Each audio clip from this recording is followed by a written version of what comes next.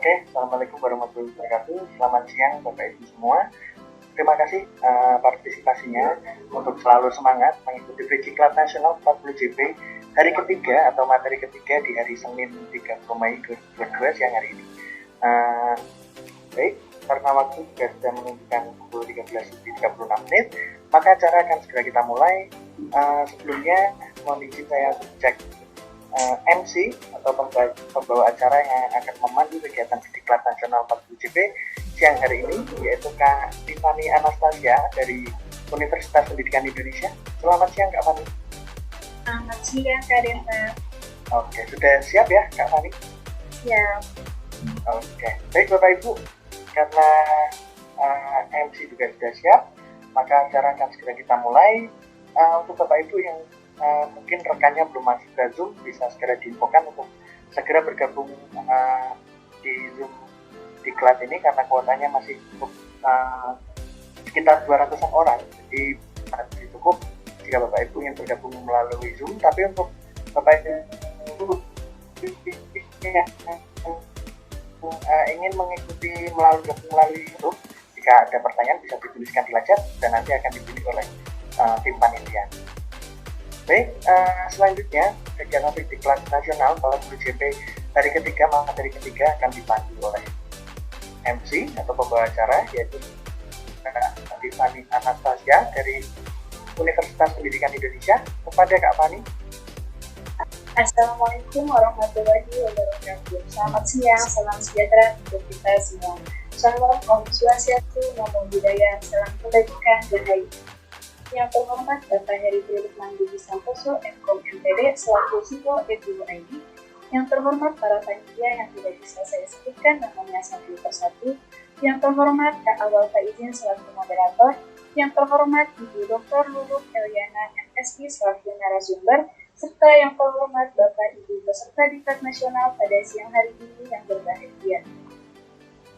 Alhamdulillah, puji syukur kita panjatkan karena berkat rahmatnya kita masih bisa berkumpul untuk bersama-sama menimba ilmu dari narasumber kita yang luar biasa ini. Dari Bapak Ibu, apa kabar? Semoga selalu dalam keadaan sehat walafiat dan tentunya tetap semangat ya Bapak Ibu. Oke, pematerian di hari ketiga ini membawakan materi berjudul Strategi Penyusunan Rapor Proyek Pancasila pada Kurikulum Merdeka. Baik, sebelumnya izinkan saya untuk membacakan susunan acara pada hari ini. Yang pertama yaitu pembacaan CV moderator oleh MC, yang kedua pembacaan CV narasumber oleh moderator, yang ketiga penyampaian materi diklat oleh narasumber, keempat diskusi dan tanya jawab, yang kelima penyampaian tugas mandiri materi juga oleh moderator, dan yang terakhir ada penelitian. Baik, acara selanjutnya yaitu pembacaan CV moderator. Izinkan kami untuk share screen terlebih dahulu. Baik, seperti yang telah kita lihat bersama di layar kaca Anda telah tertera CV dari moderator kita hari ini, yaitu Kak Awal Faizin. Nah, Kak Awal Faizin ini merupakan lulusan dari SMK Negeri 1 Karanganyar, jurusan multimedia pada tahun 2015, dan pada tahun 2016 Kak Awal Faizin ini menjadi mahasiswa Universitas Negeri Semarang jurusan Kurikulum dan Teknologi Pendidikan. Pengalaman kerja beliau begitu beragam, di antaranya ada menjadi freelance pada tahun 2022 sebagai Master of Ceremony dan Moderator Event. Pada tahun 2020 beliau bergabung dengan Badan Ad-hoc KPU Purbalingga sebagai desain grafis, dan pada tahun 2015 beliau bergabung dengan Karen Advertising menjadi desain grafis. Kemudian ada pengalaman organisasi sangat banyak ya Bapak Ibu, diantaranya yaitu beliau pernah menjadi Ketua Kurikulum and Education Technology Research Club pada tahun 2017 dan menjadi Sekretaris UKM Pramuka Fakultas Ilmu Pendidikan pada tahun 2017, kemudian menjadi Kepala Divisi Media Jaringan Green Scientist Society FIB UNES pada tahun 2018 dan menjadi staf ahli Divisi Media UKM REM pada tahun 2018, menjadi anggota penelitian dan evaluasi Dewan Kerja Gerakan Pramuka Kuartir Cabang Kota Semarang pada tahun 2019 dan menjadi founder komunitas Dermapun Sedekah Asih pada tahun 2020. Buat Bapak Ibu yang masih penasaran dengan Kak Faizin ini, Bapak Ibu bisa mengenal lebih dekat beliau dengan bersilaturahmi ke alamat beliau di Jalan Kalpasada nomor 20 sekarang Gunung Pati di Semarang. Atau Bapak Ibu juga bisa mencatat nomor WhatsApp beliau seperti yang tertera, yaitu 085172129797. Atau buat Bapak Ibu nih yang punya akun Instagram, boleh banget follow akun beliau di @awerwan. Juga Facebook beliau Awal Faizin. Nah, beliau ini memiliki berbagai keahlian Bapak Ibu, diantaranya yaitu analisis, desain, administrasi, juga moderasi. Kemudian moto hidup beliau yaitu lebih baik berjalan dengan proses daripada berlari dengan instan. Pandailah bersyukur dan bermanfaat bagi orang lain. Masya Allah sekalian, moderator kita hari ini. Kalau begitu langsung saja kita sapa Kak Awal Faizin. Halo, apakah sudah berada di tengah kita? Ya, halo Kak Awal Faizin, apa kabar? Halo? Ya, nah. Terdengar, baik. Ya. Saya ini aja. Sorry. Kapannya apa kabar? Ini udah lama nggak berjumpa juga ya kapan? Ya, alhamdulillah Kak Awal Faizin. Oh ya Kak Awal, apakah sudah siap untuk memoderatori pematerian hari ini? Sudah siap sekali Kak Fani. Terima kasih atas namanya penyambutannya yang luar biasa dari Kak Fani. Kalau begitu dilihat dari semangat Bapak Ibu itu sepertinya sudah tidak sabar ya Kak Awal Faizin. Kalau itu langsung saja acara langsung diambil oleh Kak Awal. Waktu dan tempat saya persilakan. Baik, saya awali. Bismillahirrahmanirrahim. Assalamualaikum warahmatullahi wabarakatuh. Shalom, Om Swastiastu, Namo Buddhaya, Salam Kebajikan, Rahayu, Selamat siang dan selamat berkah semuanya. Yang terhormat Bapak Heri Lukman Budi Santoso MPD selaku Officer dari Egrus ID, yang kami hormati Ibu Dr. Luluk Eliana MSI selaku Wakil Lektor. Yang saya hormati seluruh panitia pada Draft Guru ID yang sudah mempersiapkan kegiatan ini dan sebaik-baiknya. Mbak Dwi yang menghubungi saya beberapa kali dengan sabar, telaten, dan telat membahasnya. Juga Mbak Tiffany dari Universitas Pendidikan Indonesia yang sudah mengantarkan kegiatan pada siang hari ini melalui Master of Ceremony. Juga seluruh peserta yang luar biasa hebat, mari bersama-sama menggerakkan perubahan pemulihan pendidikan di Indonesia. Para praktisi pendidikan, para kepala sekolah mungkin yang hadir di forum ini, Bapak Ibu pengawas sekolah ataupun Bapak Ibu guru hebat, dan juga masyarakat umum pemerhati pendidikan yang saya hormati dan saya banggakan. Sekali lagi salam semangat untuk semuanya dan salam literasi. Buah pantun persembahkan Mas Awing untuk para peserta. Dari baju pakai kain satin, desainnya dibuat saya. Semangat kerja di hari Senin, semangat belajar di hari Senin, semangat berkontribusi di hari Senin, kerja ikhlas dalam berkarya. Oke, pada slide ini ditampilkan platform Merdeka Mengajar sebagai kawan penggerak perubahan, merupakan salah satu strategi kita bagaimana nanti bisa menyusun rapot proyek pelajar Pancasila dan kurikulum merdeka ini. Jadi memang kita harapkan dalam prosesnya kita memahami terlebih dahulu step by step atau program-program yang ada pada sekolah bergerak ini. Dan perlu diketahui Bapak Ibu semuanya ya, dalam implementasi kurikulum sesuai dengan apa yang sudah dilaunchkan di bulan Februari kemarin tentang implementasi kurikulum merdeka, mana kita mengenal kurikulum baru dan ada 3 yang tawarkan Bapak Ibu. Yang pertama tetap berada ataupun melaksanakan mengimplementasikan kurikulum 13, dan yang kedua kurikulum 13 masa darurat ya pandemi COVID kemarin dengan menyederhanakan kurikulum 13 itu, dan yang terakhir bagaimana kita segera mengadaptasikan ataupun kita segera bergerak menyongsong perubahan penting ini, mau belajar, mau move on dari zona nyaman sebelumnya. Untuk bersama-sama mengakrabi, kemudian mengelaborasi, kolaborasi, refleksi, kemudian belajar bersama-sama tentang kurikulum paradigma baru yang sekarang kita kenal dengan kurikulum Merdeka. Nah, sebelum kita bicara tentang strategi implementasi ataupun bagaimana sih menyusun rapot proyek profil pelajar Pancasila pada sekolah penggerak khususnya, karena ini yang nanti akan melaksanakan perdana di bulan Juni adalah sekolah penggerak, yang mana sekolah penggerak ini nantinya akan melaksanakan pembahasan di sekolah-sekolah lainnya pada program di tahun berikutnya. Dan Bunda Lulu sampaikan salam kenal untuk semuanya, salam silaturahim bagi yang pertama kali berjumpa dengan Bunda Lulu. Kita berkolaborasi bersama-sama dan salam bahagia selalu. Jadi Mas Awi dan seluruh peserta pastinya di sini jangan lupa bahagia, senyum, bersyukur, menyambut perubahan-perubahan yang berharga untuk meningkatkan kualitas pendidikan di Indonesia. Dan tersenyumnya jangan hanya satu. Iya, nanti lebih dari itu karena menurut penelitian hormon kebahagiaan ya yang berhubungan dengan otak kita, ketika kita tersenyum, otak itu kira-kira ketika 7 hari tersenyum,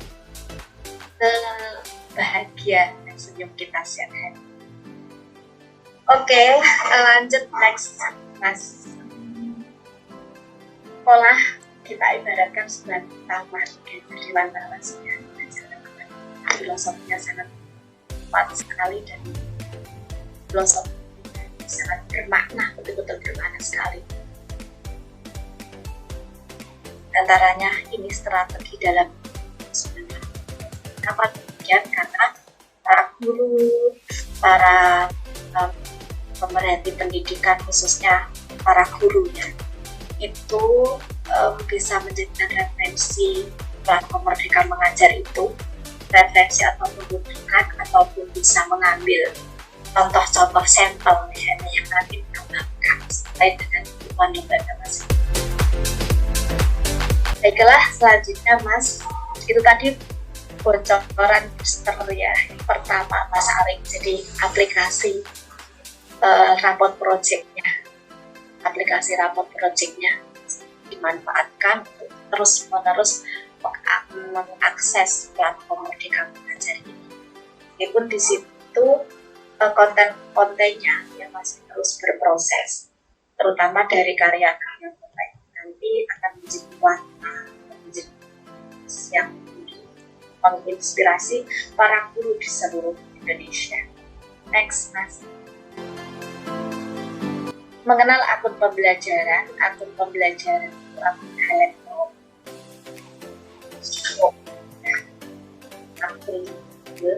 Jadi main-belajar.id yang memuat nama user ID, terkata sati atau password yang diterbitkan oleh Kemendikbud dan dapat digunakan oleh peserta didik, pendidik, dan tenaga pendidikan sebagai akses aplikasi pembelajaran berbasis elektronik. Kita mengenal lebih dekat tentang platform Merdeka Mengajar dan bagaimana bisa masuk ya, ini harus menggunakan akun pembelajaran. Apa saja manfaat dari akun pembelajaran Bapak Ibu, yaitu memudahkan dalam melaksanakan kegiatan belajar. Dapat digunakan untuk mengakses sebagai platform dari kemudian tidak hanya platform Merdeka Mengajar saja, tetapi tadi saya sudah sampaikan ya ada platform-platform lainnya, antaranya platform sumber daya sekolah dan dashboard atau platform rapor pendidikan. Dapat menyimpan dokumen secara daring dengan ruang penyimpanan yang aman tanpa batas. Dapat mengakses dan memanfaatkan Chromebook bagi sekolah-sekolah yang sudah mendapatkan bantuan Chromebook amat. Bagi yang belum ya masih banyak kesempatan nantinya sesuai dengan informasi dan panduannya. Jadi ini untuk dimanfaatkan sebaik-baiknya untuk digitalisasi sebagai jalur informasi resmi dari Kemendikbud. Bapak Ibu untuk aktif ya memanfaatkan platform-platform ini, dan apabila ada kesulitan-kesulitan bagaimana bisa lancar atau mengalami kendala tertentu, bukan ada di ULT, Unit Pelayanan Terpadu, karena saya mengalami sekolah dampingan saya dan di sekolah penggerak itu juga pernah mengalami kendala di akun pembelajaran belajar.id. Tetapi ketika berkonsultasi di ULT itu cepat sekali ya responnya. Jadi responnya sangat cepat sekali sehingga cepat ada solusi yang membantu para guru itu, para kepala sekolah yang membutuhkan guru-gurunya karena ini jangan takut, silakan selalu coba, silakan selalu dimanfaatkan sebaik-baiknya, terutama untuk strategi implementasi rapot project. Hasilnya dari rapot project itu tentu saja Bapak Ibu sudah memiliki bahan-bahan ataupun sudah memiliki catatan baik yang awal mengenali para peserta didik kita, siswa kita, maupun hasil akhir sekarang ini yang sudah kita dapatkan. Proses implementasi profil pelajar Pancasila baik dalam bentuk blog, terstruktur maupun sebarannya itu masih mencari pola itu tetap perencanaan berbasis datanya. Next, Mas. Ini platform Merdeka Mengajar ya, asesmen konten perangkat aja seperti yang sudah saya sebutkan tadi, pelatihan mandiri video dan bukti karya saya. Platform Merdeka Mengajar terbagi jadi dua, jadi platform dan PLP. Kalau 3A itu berisi profil dan pengembangan kompetensi baik karir dan belajar. Yang platform 3B pelajaran banyak sampai di Januari 2020. Ini konten-kontennya tadi yang Bapak. Jadi untuk latar belakangnya secara detail seperti ini saya bacakan. Jadi kalau platform Merdeka Mengajar kenali, tidak hanya kita kenali, tapi kita akrabi dan kita saling bersilaturahim begitu Mas. Akses yang ada di dalamnya memberdayakan dan memanfaatkan sebaik-baiknya. Maka platform Merdeka Mengajar ini bisa sebagai super aplikasi edukasi yang dapat membantu Bapak Ibu guru untuk menjalankan. Sekali lagi untuk mewujudkan profil pelajar Pancasila, karena bagaimanapun juga Bapak Ibu tujuan pendidikan nasional tercapai kompas atau arahnya melalui profil pelajar Pancasila. Profil pelajar Pancasila sebagai arah menuju perubahan penting dan selalu terintegrasi dengan Dengan begitu, maka guru lebih berfokus pada peningkatan pencapaian pembelajaran yang mana ini bagian sangat penting dalam implementasi proyek profil pelajar Pancasila. Dalam implementasi kurikulum Merdeka adalah kita memahami capaian pembelajaran. Ini bagian dari sebuah proses, gitu. Capaian pembelajaran itu proses sebuah kurikulum. Sebelumnya kita mengerti dengan tujuan kurikulum, tujuannya itu mau kemana. Maka setelah tujuan ada proses implementasi kurikulumnya, bagian sangat penting dalam capaian pembelajaran dan memiliki kesempatan yang lebih kaya dalam meningkatkan kompetensi dan juga karirnya sendiri. Jadi meskipun mengajar tapi tetap belajar meski baiklah yang bagus sekali untuk ya, inspiratif sekali. Jadi sesuai dengan platform Merdeka Mengajar ini. Tagline-nya bisa kita ambil siang hari ini Bapak Ibu, kita patenkan dalam hati kita bersama-sama, terutama di sini meningkatkan kompetensi dan karir kita sendiri. Itu salah satu manfaat dari platform. Melalui platform Merdeka Mengajar, guru dapat terbantu dalam menjalankan kegiatan pembelajaran. Ya, sangat membantu karena bisa mengambil referensi dari situ. Rujukan-rujukan bisa diambil dari situ seperti itu.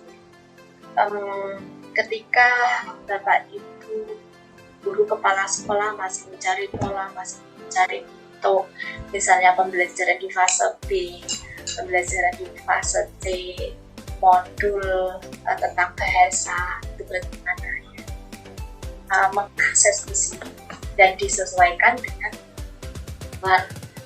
satuan pendidikannya masing-masing. Ini referensi penting yang sangat-sangat yang menjadi baseline dalam proses implementasi kurikulum. Membantu mendorong kemajuan juga memberikan opsi yang dapat menjadi solusi atas kekhawatiran. Ya, karena kemarin memang banyak sekali yang khawatir, ya, bertanya pada rekan-rekan sejawat ke kanan dan ke kiri, tapi dengan mau bertanya itu dikasih bagaimana mau belajar yang lebih baik dan itu merupakan sebuah tindakan atau aksi nyata dalam membentuk komunitas belajar. Atau di dalam komunitas belajar itu ada yang dinamakan komunitas praktisi. Menjadi solusi atas kekhawatiran maupun hambatan yang guru alami saat menjalankan peran sebagai guru. Lagi-lagi Bapak Ibu manfaat platform Merdeka Mengajar dan sebagai latar belakang menggunakan platform Merdeka Mengajar sebagai langkah yang solutif. Bapak Ibu bisa belajar secara mandiri dalam meningkatkan kompetensi dan karirnya sendiri. Selanjutnya,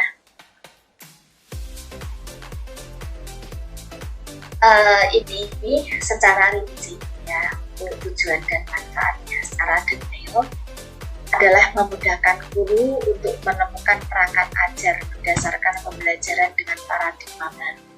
Ketika Bapak Ibu komite pembelajaran pada sekolah-sekolah penggerak ini mencari modul project ataupun referensi tentang modul ajar ya, yang merupakan bagian penting dari perangkat ajar. Karena yang dipikirkan nanti untuk raport projectnya bagaimana, semua by data ya, perencanaan berbasis data, memiliki data yang valid dan individual differences peserta didik ataupun siswa itu memang betul bisa dipertanggungjawabkan seperti itu dari data-data ini. Bapak Ibu guru akan memiliki referensi ataupun memiliki bahan yang nanti dimasukkan ke dalam catatan yang penting dan raport project. Catatan berbasis data terutama catatan harian para peserta didik kita melalui asesmen yang sebelumnya dilaksanakan. Ini memberikan kemudahan termasuk ini pembahasan utama kita pada siang hari ini, strategi dalam menyusun raport project. Perangkat ajar yang ditemukan baik pada platform Merdeka Mengajar maupun yang dihasilkan dari diskusi tim komite pembelajaran internal sekolah maupun pada komunitas yang luas sangat membantu begitu dalam implementasinya. Dan guru mendapatkan rekomendasi perangkat ajar berdasarkan hasil asesmen ataupun penilaian, karena perangkat ajar ini yang sudah terbentuk ataupun yang sudah disiapkan di platform Merdeka Mengajar itu berdasarkan hasil asesmen ataupun penilaian. Sampel-sampel itu berdasarkan hasil asesmen ataupun penilaian. Maka sekali lagi tadi saya sampaikan dalam Merdeka Belajar ini referensi itu hanya menjadi contoh ataupun menjadi inspirasi, ya, tidak bisa langsung nanti dimodifikasi dengan sepenuhnya seperti istilahnya ATM A ditiru modifikasi begitu, tapi disesuaikan dengan karena Bapak Ibu kan juga melaksanakan asesmen terlebih dahulu terhadap murid-muridnya atau peserta didik, membantu guru untuk dapat menerapkan at the right level. Nah, ini pembelajaran yang menyesuaikan tingkat usia anak, perkembangan anak usia. Karena kalau kita bicara usia ada mental age, chronologis age, maka di sini kita bicara tentang perkembangan anak. Jadi landasannya bagaimana? Ya berdasarkan perkembangan teori-teori perkembangan yang sudah selanjutnya memperkenalkan dan mengimplementasikan profil pelajar Pancasila sebagai dasar pembelajaran dengan paradigma baru. Manfaat platform Merdeka Mengajar ini, ya. Jadi booster berikutnya tadi Mas Ali sudah sampaikan boosternya bagaimana. Booster berikutnya ini Mas. Jadi memperkenalkan dan mengimplementasikan profil pelajar Pancasila sebagai dasar pembelajaran dengan paradigma baru. Harus sampel dan ajar yang sudah tersaji itu menjadi kajian penting memperkenalkan dan mengimplementasikan P3. Guru dapat terus belajar dan mendapatkan berbagai inspirasi untuk mengembangkan kompetensinya kapanpun dan jadi dengan mengakses itu ketika kebutuhannya belum didapatkan atau para guru itu melihat karya-karya konten dari para guru yang lain itu menjadi penyemangat, menjadi motivator secara alami dan menjadi inspirasi yang sangat berharga untuk melahirkan karya-karya serupa. Selanjutnya, guru memiliki wadah untuk mendokumentasikan hasil-hasil karyanya dan mendapatkan umpan balik dari rekan. Jadi, dokumentasi di awal karya-karya Bapak Ibu di platform ibaratnya kalau kita menulis baiklah mengupdate di bawah materi. Jadi semua bisa mengakses, ya, semua bisa melihat dan persyaratan tadi memiliki belajar dan dokumentasi itu ya, bisa termuat dengan baik dan aman. Next, ruang lingkupnya, lingkup modul ini kegiatan belajar mengajar, asesmen murid, perangkat ajar, dan pengembangan pada pelatihan mandiri, video inspirasi, bukti karya saya. Jadi video-video inspirasi itu bisa Bapak Ibu akses, bisa Bapak Ibu lihat, bisa Bapak Ibu manfaatkan seperti itu. Dan juga bukti-bukti karya saya itu karya-karya Bapak Ibu yang diupload di sini, yang dikirimkan di sini. Platform Merdeka Mengajar akan terus tumbuh dan berkembang, baik secara fitur maupun konten. Sekali lagi karena launchingnya itu ya masih baru dan sekarang ini masih proses, maka semua produk yang dapat di dalam ini ya terus diupayakan proses ini akan lengkap saja. Dan modul ini akan sesuai dengan aplikasi Merdeka Mengajar versi 1.10 pada Android Play Store. Bapak Ibu nanti bisa membuka Play Store-nya di Android-nya masing-masing, kemudian cari logo platform Merdeka Mengajar. Silakan diunduh gitu.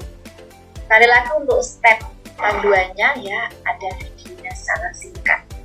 Bisa ini untuk bermanfaatan dan lebih dekat dengan platform Merdeka Mengajar yang sangat bermanfaat bagi kita semua, terutama jadi referensi dalam mengintegrasikan kurikulum paradigma. Lanjut.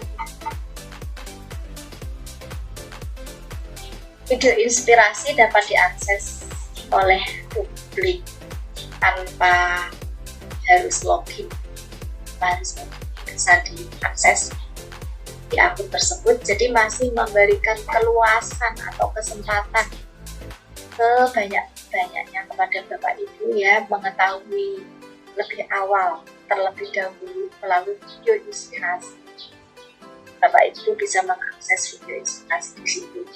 Selanjutnya, bukti karya saya asesmen murid dapat diakses oleh seluruh guru nasional yang memiliki akun belajar di asesmen murid ya, dan bukti karya saya ini bisa diakses. Yang memiliki syaratnya itu tadi, memiliki akun belajar. Perangkat ajar untuk saat ini hanya bisa diakses oleh guru dalam sekolah penggerak. Jadi sekali lagi Bapak Ibu, luar biasa pada siang hari ini untuk perangkat ajar masih terbatas ya. Ini dipergunakan ataupun disediakan untuk sekolah-sekolah penggerak. Karena masih berproses, saya yakin itu nanti kebetulan jadi masalah. Selanjutnya kita feedback sebentar Mas Ali ke visi Merdeka Belajar. Kita ngobrolin lebih dekat lagi tentang strategi berikutnya.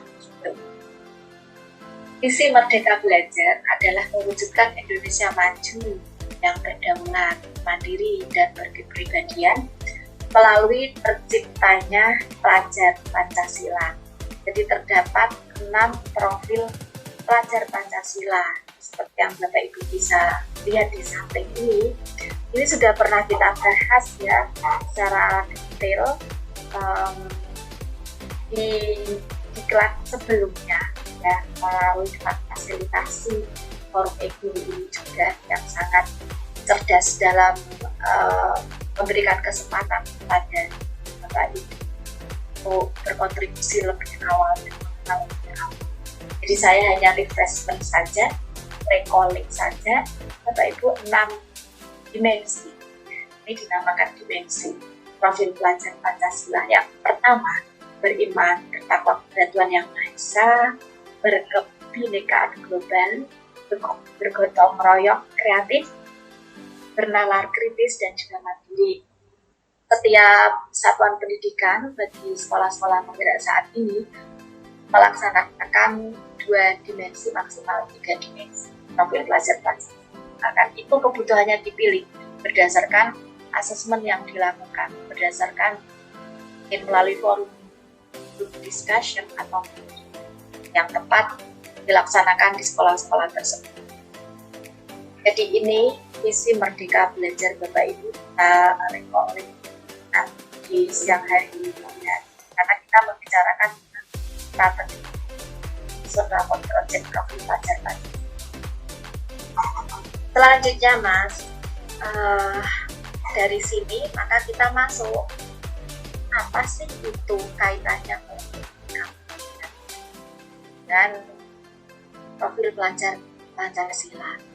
Ini tayangannya seperti ini, figurnya seperti ini ya. Jadi Bapak Ibu itu logo Merdeka Mengajarnya seperti ini yang ada di fitur ini ya, Merdeka Mengajar berwarna biru kecil itu ada logonya. Jadi silakan nanti di-download di aplikasi Play Store. Selanjutnya ini pengembangan diri, mulai video inspirasi, pelatihan mandiri, dan bukti karya saya. Kemudian kegiatan belajar mengajar, ada sprint dan perangkat.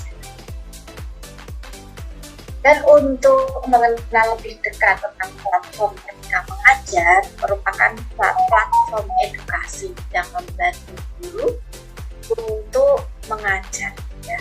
Sekali lagi, platform edukasi yang membantu guru untuk mengajar, kemudian mengembangkan diri dan berkarya lebih baik lagi, serta menjadi teman penggerak teman penggerak perubahan guru dalam mewujudkan profil pelajar Pancasila. Ini booster ketiga, kita mengenal Merdeka Mengajar. Strateginya penyusun rapor project, ya ini salah satu fasilitas yang penting dari mengajar untuk mewujudkan, memaksimalkan peran guru dalam mewujudkan profil pelajar Pancasila. Selanjutnya Mas, kita mau refreshment. Nah ini booster yang keempat. Refreshment profil pelajar Pancasila.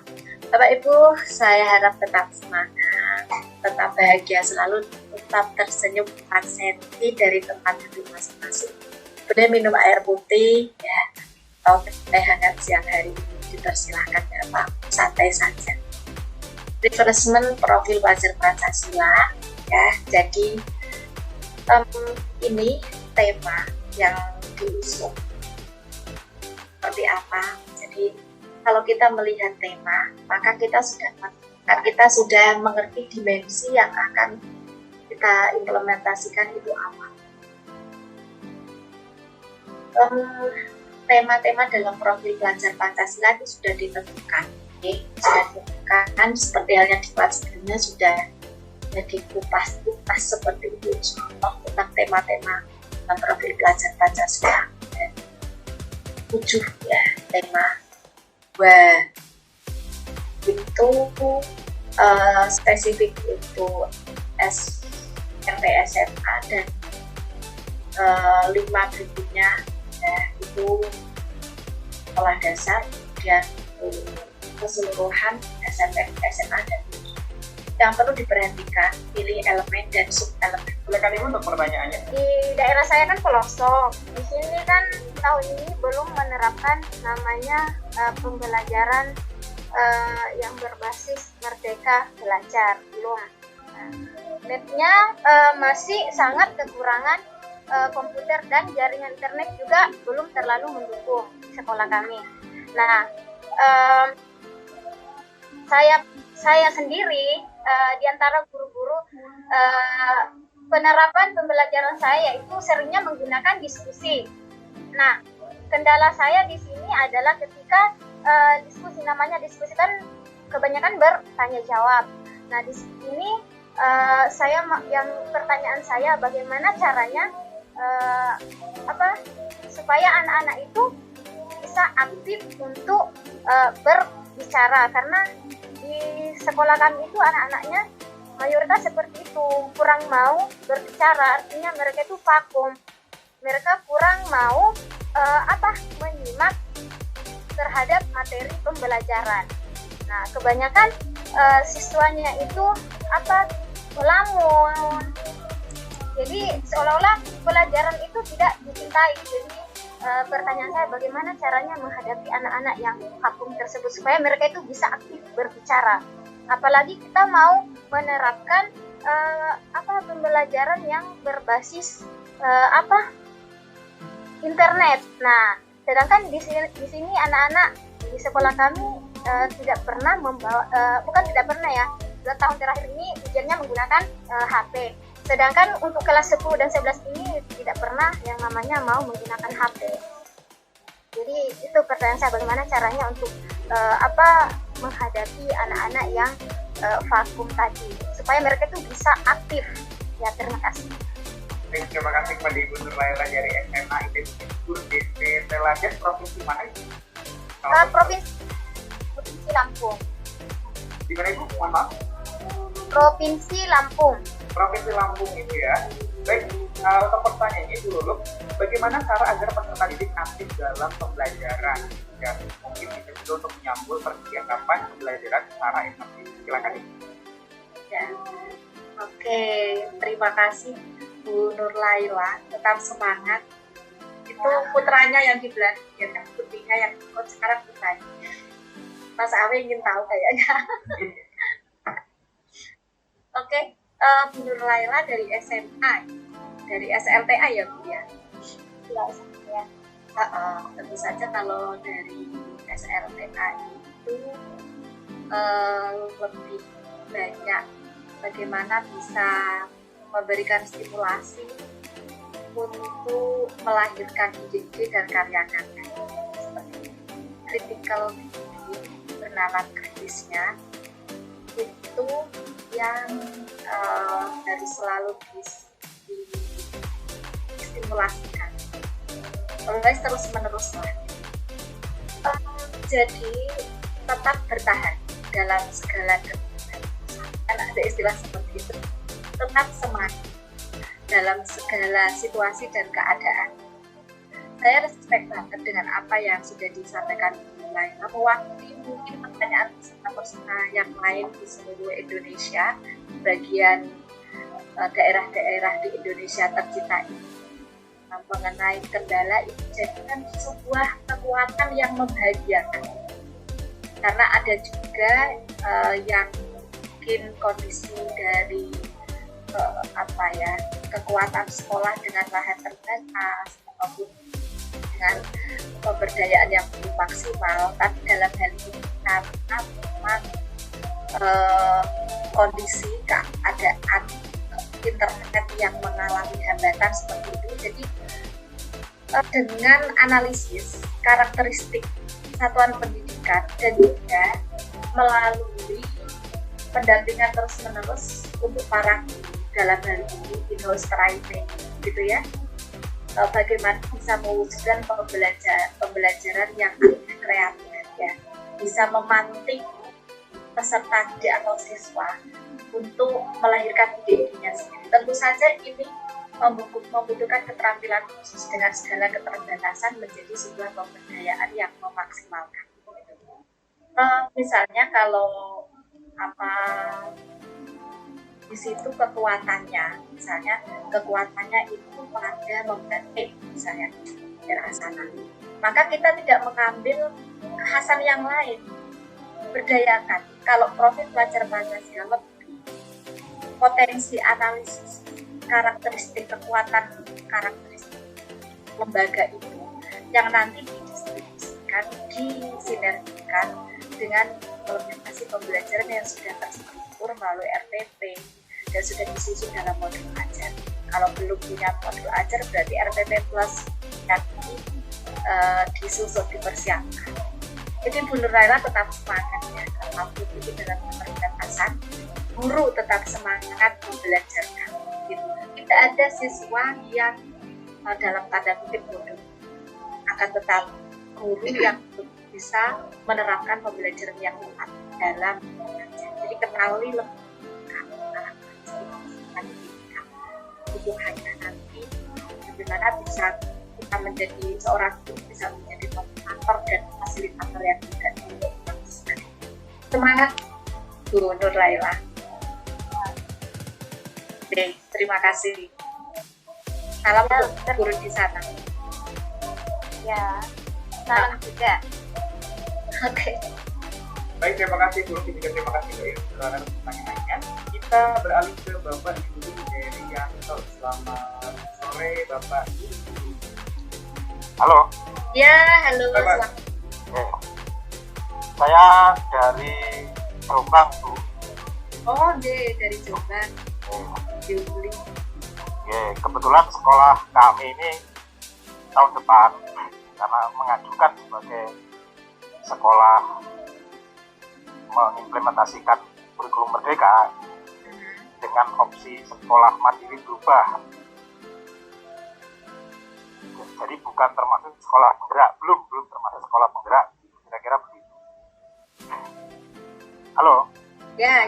Kita sampaikan dengan jelas, Pak. Silakan. Nah, karena sesuatu yang baru, maka segala sesuatunya tentu harus kami siapkan. Tapi alhamdulillah sekolah kami tahun lalu sudah mendapat grant Chromebook.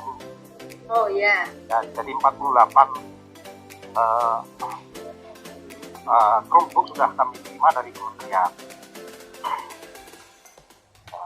Nah, berkaitan dengan itu sebagai sebuah alat yang mungkin akan mendukung sekolah kami. Ya, halo? Ya, Pak, tersampaikan dengan jelas. Oke. Maka mungkin dari sisi sarana kami sudah siap karena secara teknis baik peralatan akses maupun jaringan kami memadai, sangat-sangat memadai. Hanya mungkin secara operasional tentang kurikulum Merdeka ini yang perlu kita terus belajar begitu, kira-kira kan begitu. Ya. Tadi mungkin di awal Ibu menjelaskan bahwa untuk menentukan perangkat ajar melalui asesmen gitu ya. Ya. Nah, ada asesmen yang namanya asesmen diagnostik. Nah, ini pertanyaan saya yang pertama, itu dilakukan di awal tahun pelajaran, khususnya di kelas 7 baru mendatang.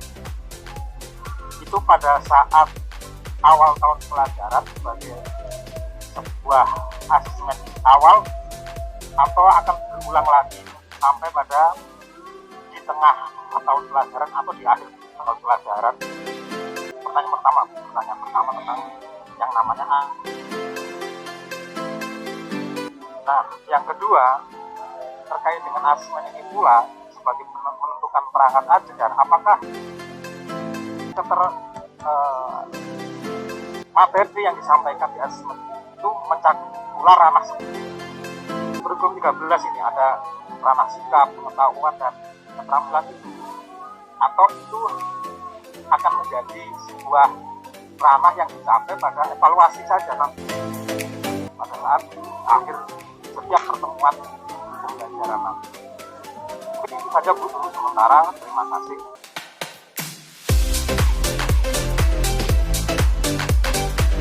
Terima kasih Bapak Yuli Herianto atas pertanyaan dari Jombang ya Pak ya. Pertanyaan Bu terkait dengan asesmen diagnostik. Yang pertama itu, asesmen diagnostik apakah dilakukan pada awal tahun pelajaran akhir atau tengah saja? Pertanyaan kedua, asesmen diagnostik ini apakah mencakup ranah pengetahuan dan keterampilan seperti di kurikulum 13? Oke. Baik Pak, terima kasih Pak Yuli Herianto ya.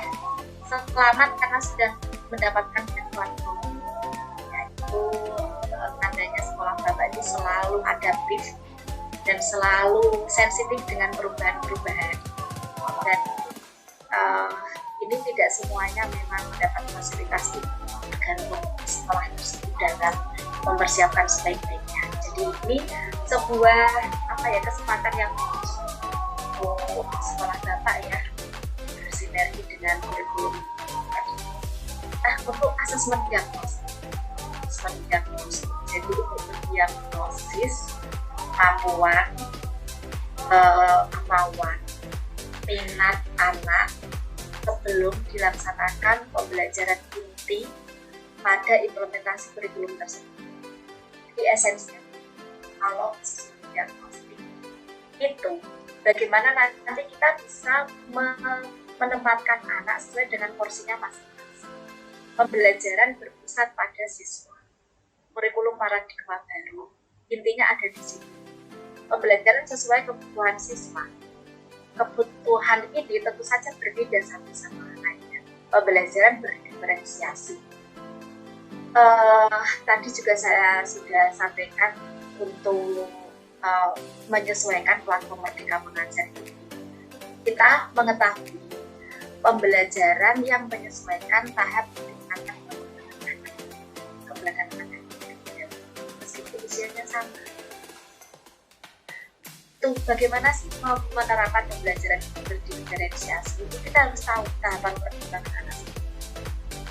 Dari sini, salah satu cara yang dilakukan adalah melalui asesmen diagnostik.